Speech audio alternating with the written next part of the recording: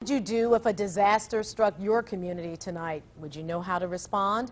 News Channel 5's Deborah Lee is just back from one community where hundreds of people can answer that question with a yes. And Deb, I guess disaster preparedness is not just for the professional emergency workers anymore. That's right. You know, one of the things 9/11 did was show us that as individual citizens, we have to be prepared for anything. And 4 communities here in Cuyahoga County have joined together to do just that, teach its residents how to be prepared so they can help themselves and help their neighbors.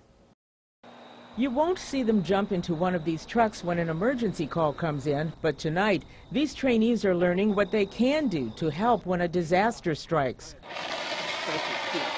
This is a training class for the Quad City Emergency Response Team, or CERT as it's called. Residents of Independence, Valley View, Seven Hills, and Brooklyn Heights learn how to respond to disasters, and when they complete the course, they become members of a citizen corps that can assist the fire department.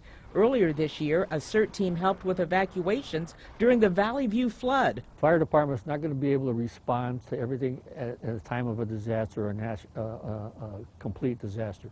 And the idea of CERT is to help yourself, help your family, and help your neighbors. The classes empower you so that you feel like you have a course of action when an event occurs, and you're just not so helpless when something occurs. There are things that you can do, and there are people that you can help.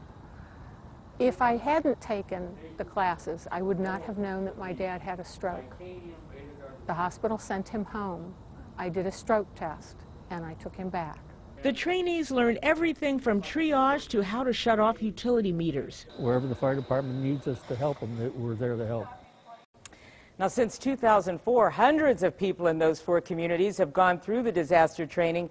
This is, of course, National Preparedness Month, and FEMA's urging communities throughout the nation to get involved and help more citizens be more prepared. Deborah Lee, News Channel 5.